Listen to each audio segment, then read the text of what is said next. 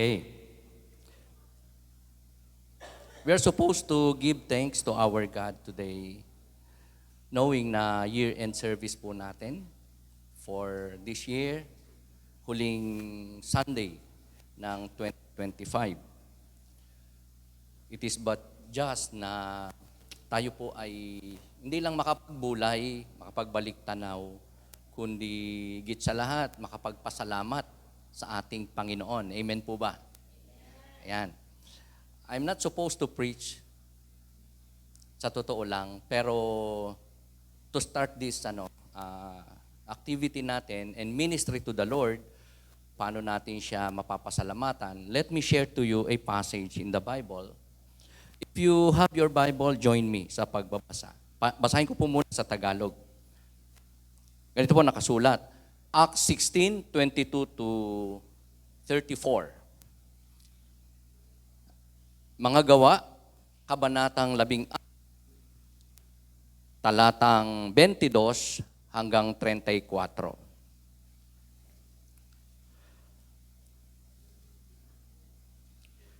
Nakisali ang mga tao sa pananakit sa kanila at pinahubaran sila ng mga pinuno at ipinahagupit. Pagkatapos hampasin ng paulit-ulit, sila'y ipinabilanggo at pinabantayang mabuti. Ang mga ipinagupit po dito at ipinakulong ay si Pablo at saka si Silas dahil sila po ay nangaral ng salita ng Diyos. Talatang 24, ipinasok sila ng bantay sa kaloob-looban ng bilangguan at inilagay ang kanilang mga paa sa pagitan ng dalawang mabibigat na kahoy.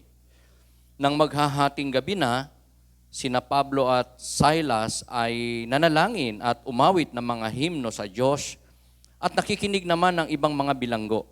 Walang ano-ano'y lumindol ng malakas at nayanig pati ang mga pundasyon ng bilangguan. Biglang nabuksan ang mga pinto at nakalag ang mga tanikala ng lahat ng bilanggo. Nagising ang bantay ng bilangguan at nang makita niyang bukas ang mga pinto, inakala niyang nakatakas ang mga bilanggo. Dahil dito'y binunot niya ang kanyang tabak at magpapakamatay na sana. Ngunit sumigaw si Pablo, "Huwag mong saktan ang iyong sarili, narito kaming lahat." Humingi ng ilaw ang bantay, patakbong pumasok at nanginginig na nagpatira pa sa harapan ni na Pablo at Silas. Sila ay inilabas niya at sinabi, "Mga Ginoo, ano po ang dapat kong gawin upang ako'y maligtas?" Sumagot naman sila, "Sumampalataya ka sa Panginoong Hesus at maliligtas ka, ikaw at ang iyong sambahayan." At ang salita ng Panginoon ay ipinahayag nila sa kanya at sa lahat ng nasa kanyang bahay. Nang oras ding iyon, hinugasan ng bantay ang kanilang mga sugat at siya'y nagpabautismo, pati ang buo niyang sambahayan. Pagkatapos sila ay isinama niya sa kanyang tahanan at ipinaghanda ng pagkain. Masayang-masayang bantay at ang kanyang buong sambahayan sapagkat sila'y sumampalataya sa Diyos.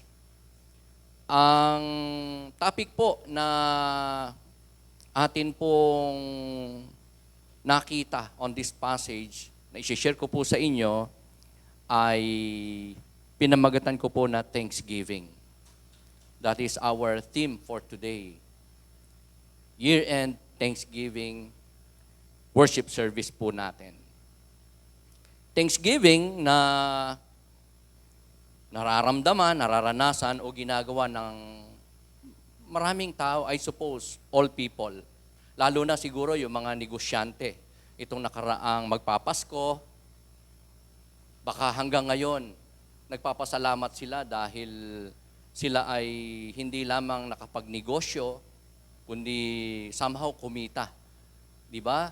Yan po ang pangunahin na hinahangad ng maraming tao pag magpapasko, after ng Christmas, mag-New Year, even sa iba't ibang kapanahunan ng taon, may mga investment na ginagawa ang tao, especially pag magpapasko dahil 'di ba, mayroon ngang may panic buying, may Christmas rush. Kaya marami ang masaya dahil kumita sa pagbebenta ng prutas, ng mga iba't ibang pagkain o handa sa Kapaskuhan. Yung iba nga before Christmas pa lang ay nag-invest na o kumita na sa pagtitinda ng mga paputok. Ang lahat ng mga bumili ng paputok, magsabi ng amen. Wow, parang born again na kayo ah.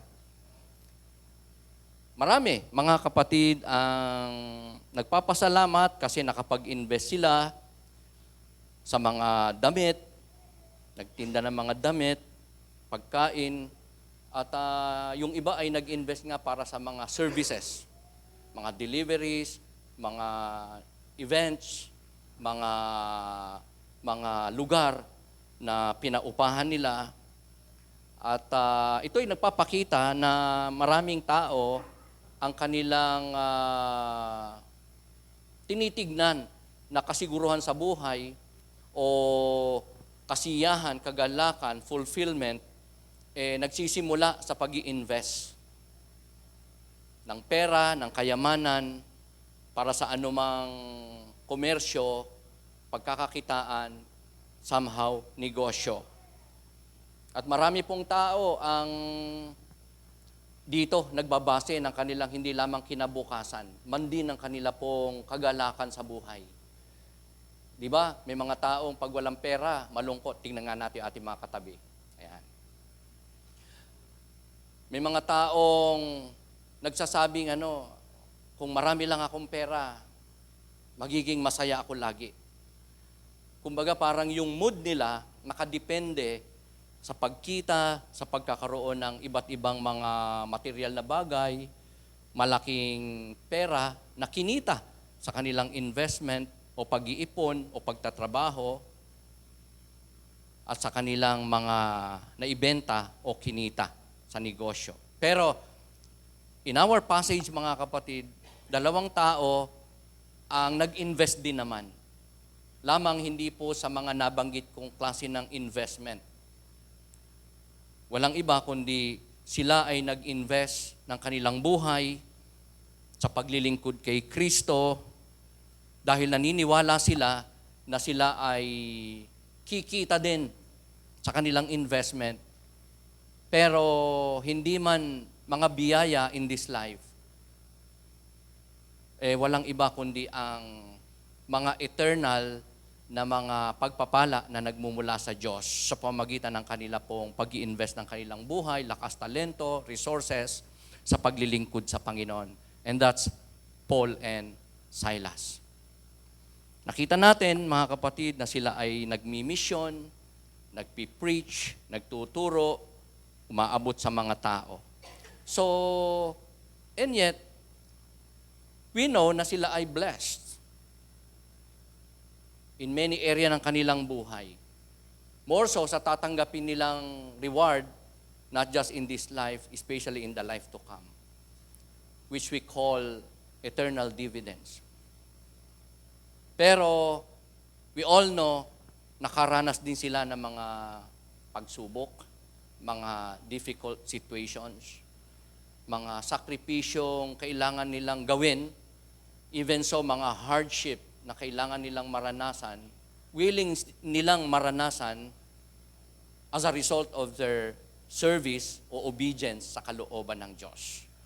Hindi naman po kasi lagi na mga difficulties, trials, problems ay bunga ng pagsuway sa kalooban ng Diyos. As consequence o discipline or punishment, maari ding makaranas ang kagaya po nila, natin mga kapatid, ng mga difficulties in life as a result of our service to the Lord. Halimbawa, yung ma-persecute ka.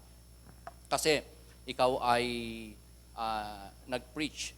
Yung ikaw ay ma-reject dahil ikaw ay nag-i-encourage ng mga tao na manampalataya kay Lord, dumalo sa ating gawain. Ikaw ay hindi kinilala dahil sa iyong pananampalataya. So, sa mga ganong sitwasyon na naranasan din naman nila Apostol Pablo, mga negative na experiences, nagawa pa rin nilang magpasalamat sa Diyos. Nakita po natin yan sa ating passage. And to you and me, it's the same na gawain ang, I believe, ninanais ng Diyos magawa natin as people of God.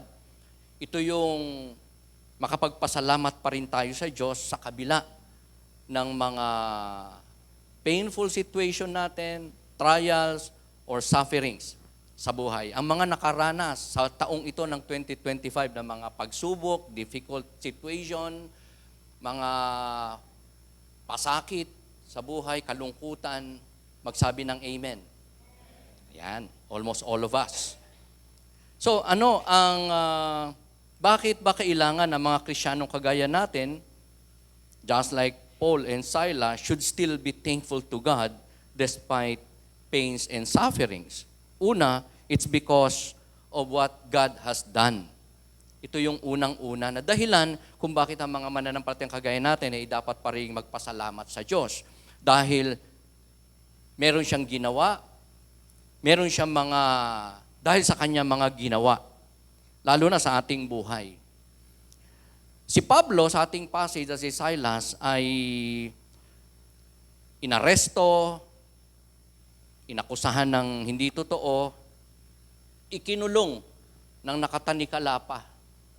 So, ang sabi ng iba, hindi lang paa ang nakapakaw, pati yung lieg ay nakasuot sa isang butas, kamay at paa. Ganon kahirap ang parusa na dinanas ni Apostol Pablo at ni Silas dahil sa paglilingkod sa Diyos. And yet, nagawa pa rin nilang magpuri sa Diyos, magpasalamat sa Diyos. On that night, after sila hagupitin ng sobrang-sobrang hagupit, hataw o latigo, nagawa pa rin nilang magpuri, sumamba sa Diyos, even so magpasalamat sa Diyos. Bakit nila nagawang magpasalamat? Dahil nga po sa ginawa ng Diyos. Remember, si Christ nagkatawang tao, inalay niya ang kanyang buhay sa krus. Di po ba? Siya ay hindi rin tinanggap, kinilala, in fact, pinatay pa nga siya. Ginawa siya ng masama.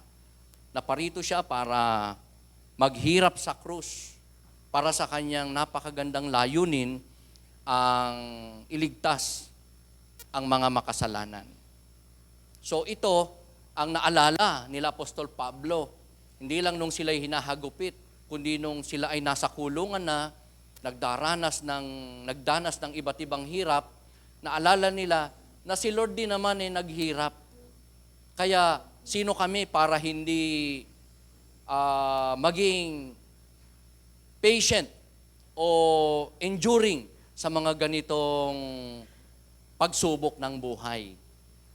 Ayan. Kung si Kristo nga, di ba? Nagsakripisyo, nagkaroon ng difficulties, so kami din naman. So, ito ang dahilan kung bakit nagawa pa rin magpasalamat ni Apostol Pablo sa Panginoon.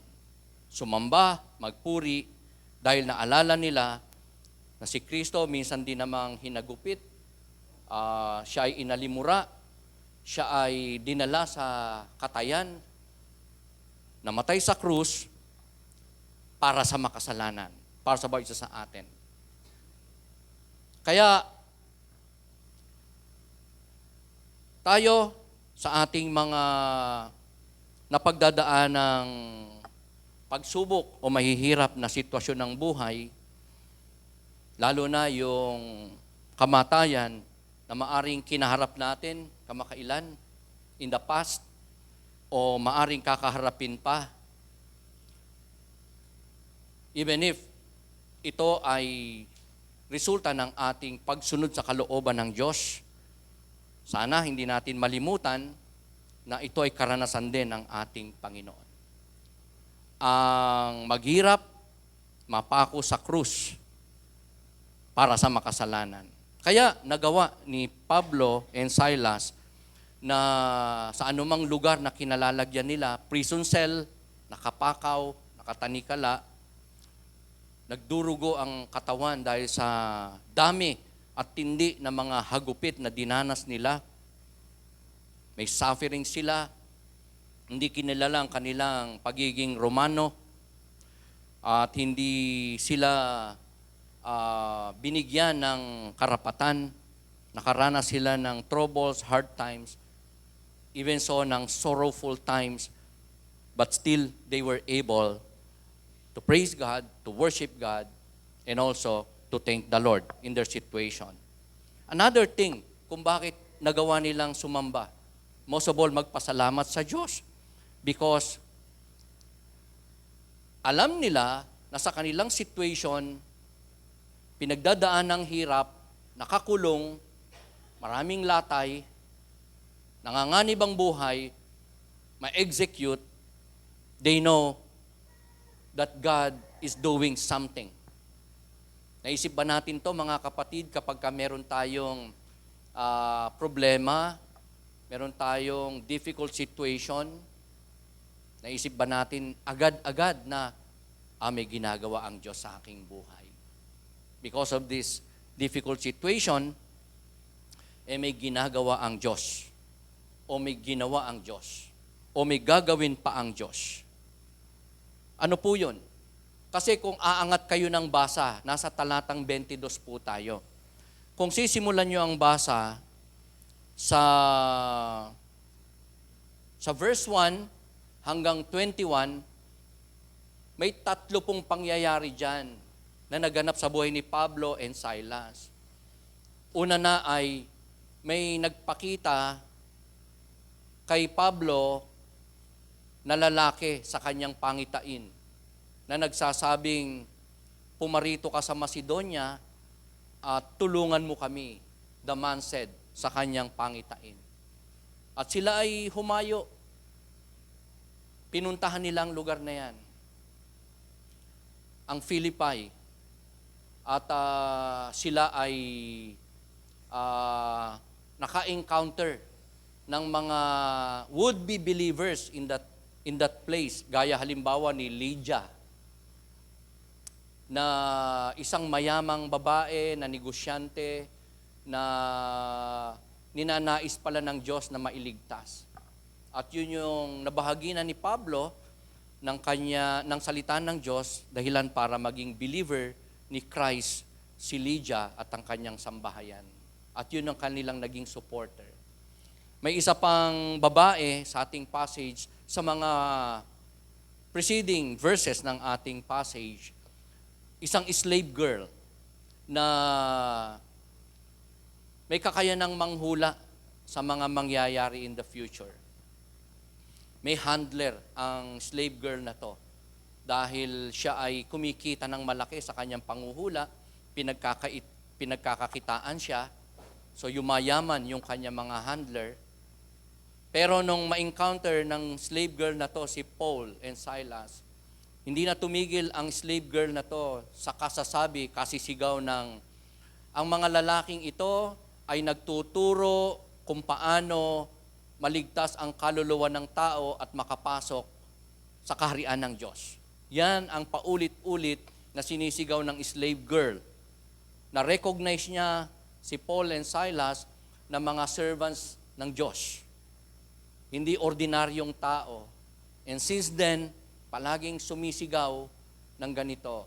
Nung una, hinayaan lang ni Pablo, pero na-bothered siya dahil walang tigil na sinasabing sila ay servant of the Most High God na nagtuturo ng daan para sa kaligtasan ng kaluluwa ng mga tao. So, sinaway ni Pablo ang babaeng ito, ang slave girl na to. Sinabihan niya na yung spirit, yung evil spirit na tumatahan sa slave girl na to ay iwan ang katawan ng bata, ng babae. At ganun nga nangyari. Na-deliver sa demon possession ang slave girl na nagbibigay sa kanyang kakayahan na makapanghula at siya ay gumaling. Pero nagalit ang mga handler niya, kala Pablo, dahil nawalan sila ng pagkakakitaan. Nasira ang kanilang negosyo. So, binalak nila na maihabla at maipakulong si Pablo at Silas. At sumama ang maraming taong bayan sa pag-a-accuse sa kanila because during that time, hindi pa accepted, wala pang approval, hindi pa tanggap ng Roma ang relihiyon o pangangaral o pananampalataya ng mga Hudyo ng mga alagad ng ating Panginoon Kristo. Ipinagbabawal pa at that time. Hindi pa tanggap. Kaya sila ay nakulong. Hindi lang nakulong, kundi hinagupit muna. Severely flogged. Yun po ang sabi sa English Bible. So, ito po yung ilang mga dahilan kung bakit nung si Pablo at si Silas ay nasa loob ng kulungan, sugat-sugat ang katawan, maaring ma-execute, nagawa pa nilang magpuri, sumamba, most of all, magpasalamat sa Diyos because they know that God is doing something. Na kaya sila naroon dahil nga may ginawa ang Diyos. Nagligtas ang Diyos. Si Lydia and her household, yung slave girl, and other more. Gaya nung yung sinabi sa ating passage na jailer. Naligtas din siya. Pati ang kanyang buong sambahayan ay naligtas. So, itong dahilan kung bakit si Pedro at si Paul at si Silas ay nagawa pa ring magpuri, sumamba at magpasalamat sa Panginoon. Because of what God was doing.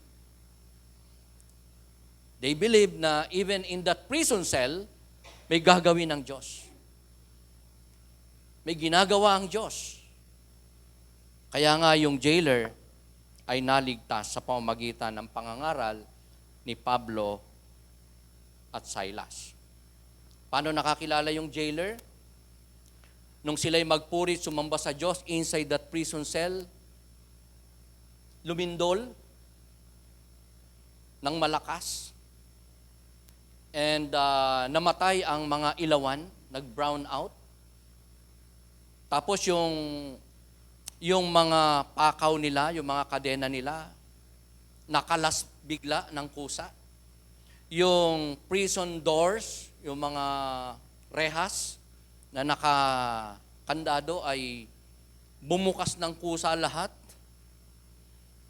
Kaya, nung makita ng jailer na gano'n na nangyari, natakot siya.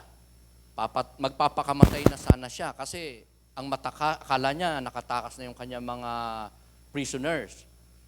Ang matakasan kasi kahit isa lang na prisoner ay capital punishment ang katapat.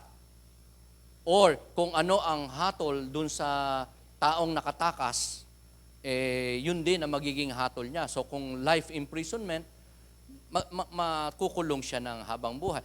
Kung execution, papatayin din siya. Kaya magpapakamatay na sana siya. Pero sabi ni Apostol Pablo, huwag mong saktan ng iyong sarili. Nandito kaming lahat. Walang tumakas, walang umalis.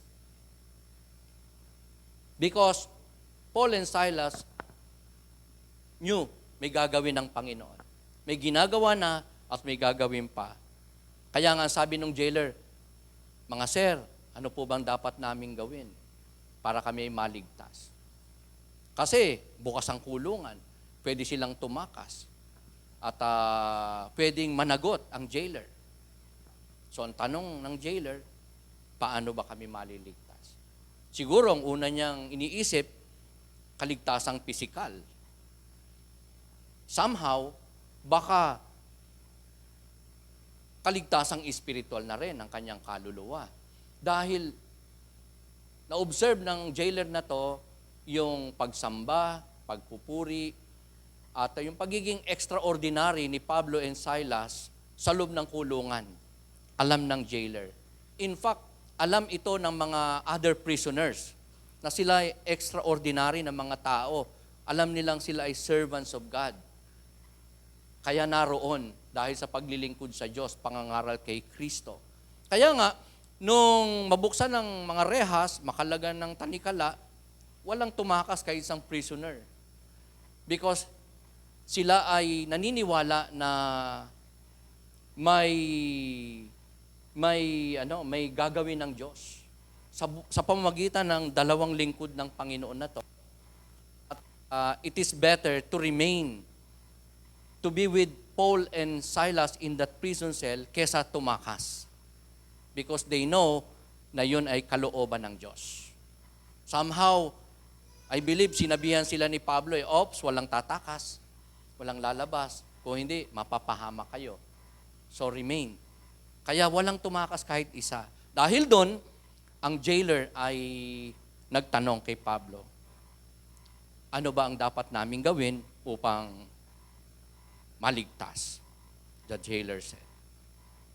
Itong dahilan kung bakit si Pablo at Silas nagawa pa rin magpuri, most of all, magpasalamat sa Diyos sa kabila ng kanilang difficult situation. Ang pangatlo na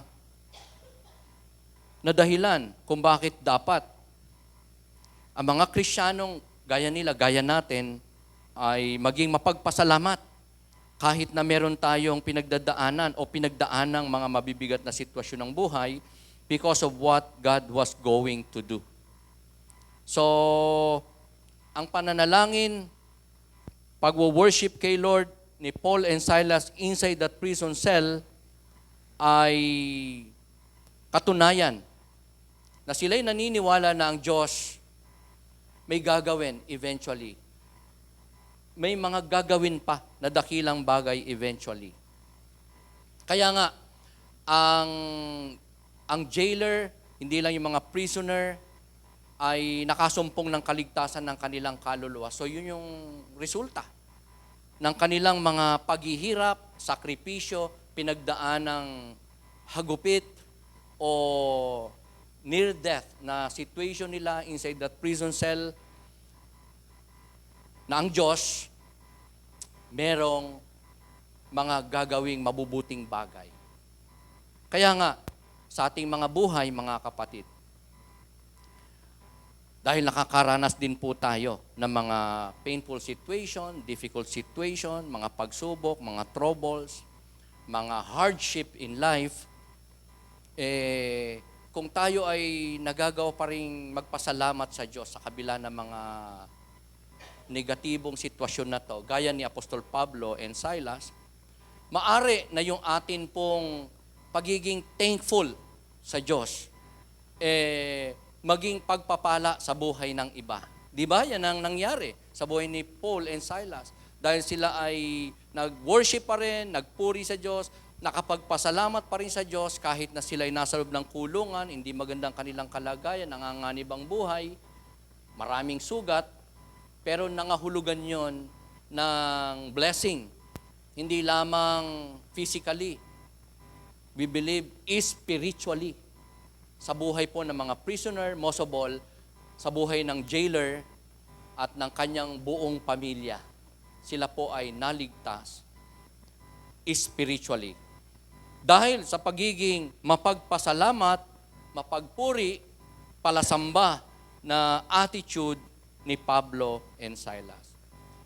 Tayo ba, mga kapatid, ay somehow ginagaya ba natin si Pablo? O ang ating Panginoon, naalala ba natin in our suffering? Kahit pa sa ginawa, nakaranas tayo ng hindi magandang karanasan, situation, tama naman yung ating ginawa. Dahil tayo ay sumunod lang kay Lord, tayo ay may sinunod lang na batas, tayo ay meron lang ipinamuhay, sinabi na kalooban ng Diyos, mabuting bagay, and yet we suffer. So, ang Panginoon natin, mga kapatid, ay makikita natin na tumutugon sa panalangin ng kanyang mga anak. Kumakatagpo sa pangangailangan ng kanyang mga anak. At nagre-reward sa sino mang sa kanya ay nagpupuri, sumasamba, o nagiging mapagpasalamat. Ayan. Thankful ba tayo kay Lord, mga kapatid? Even sa mga dinaanan natin mga pagsubok ng buhay. Of course, sa mga masasaya, mga na-appreciate natin sa buhay, na mga pangailangan, sitwasyon, karanasan, ang dali magpasalamat doon. Pero pagka nape-persecute ka, parang hirap magpasalamat. Pagka ikaw ay may kahirapan sa buhay, parang ang hirap magpasalamat doon. Pag may sakit ka, okay, can we thank God for those sickness, trials, troubles, problems, sufferings?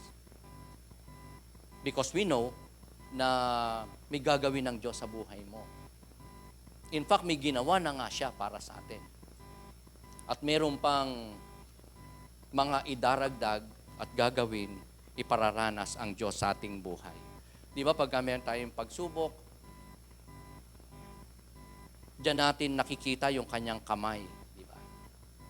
As long as we obey God in the midst of our difficulties, maasahan natin ang reward, ang comfort, at ang pagsama at pagtataas ng Diyos sa ating mga buhay.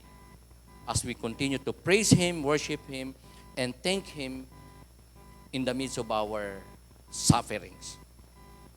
So, the word of the Lord, mga kapatid, ay makikita nating nagpo-progress through difficulties and challenges. Kaya nga, as I've said, sa taong ito ng 2025, hindi lang tayo nakaranas ng maraming mabubuting bagay.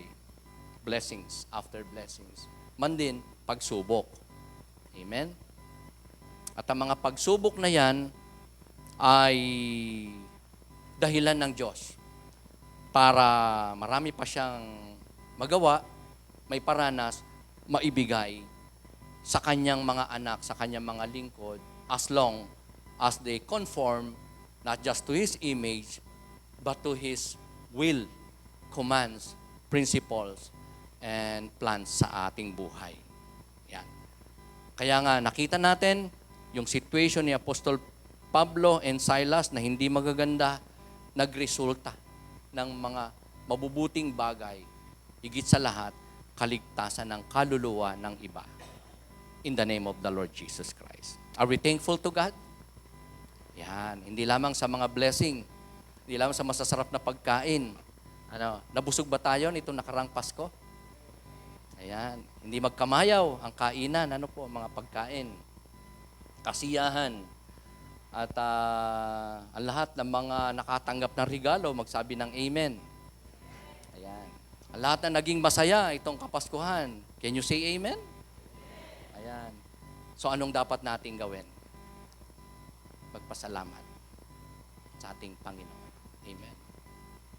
Are we able to thank God sa mga naging kahirapan natin for this year, 2025, pagsubok ng buhay, mga kabiguan, pagkalugi, o kaya pagkakasakit, o mga shameful na naranasan natin in life? Are we still able na i-recognize ang Diyos doon at purihin siya, pasalamatan siya sa mga pagsubok na yon na nagbigay sa atin ng katatagan? Naranasan natin yung kanyang pagkilos, yung kanyang pagsagot sa ating mga panalangin at mga pangangailangan. Yan. Thanksgiving. Thanksgiving. Meron ba sa inyo dito, ang puso ay tigib ng pasasalamat sa Diyos? This is the right time. O nag-amen tayo ron, ha? O yung mga nag-amen, tumayo. Isa-isa. Huwag naman lahat, Baka hindi tayo magkaintindihan. Sino po ang gustong magsimula para sa ating marapat lang na maging emphasis today that in this whole 2025, nakaranas tayo ng mga blessing. Sabi mo sa katabi mo, pasalamat ka, buhay ka pa. O di ba? Sa totoo lang, pwede namang kunin na ni Lord ang buhay natin dahil from time to time, nagkakasala tayo kay Lord, nakakasuway tayo. Am I right? At there are times in the past na baka pinabayaan natin ating katawan. Nagkulang tayo sa Diyos. And yet, hindi tayo, di ba? pinagmalabisan ng ating Panginoon. Hindi naging masyadong hard si Lord sa atin. Naging gracious siya. Tayo ay minsan pa mag-alay sa Diyos ng awiting papuri, most of all, pasasalamat sa ating Panginoon.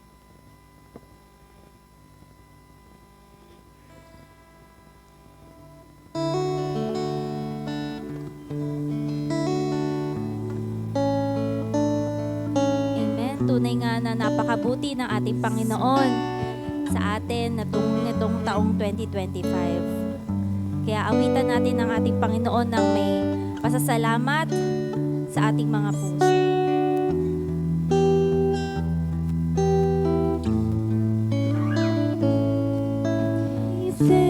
Thanks with a grateful heart.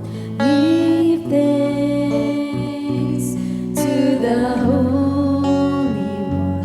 Give thanks because He's given Jesus wept His Son. Give thanks with a grateful heart. Give thanks to the Holy One. Give thanks because He's given Jesus Christ, His Son. And now let the weak say, I am strong. Let the poor say, I am rich because of what the Lord has done for us. And now let the weak say, I am strong. Let the poor say, I am rich because of what the Lord has done for us.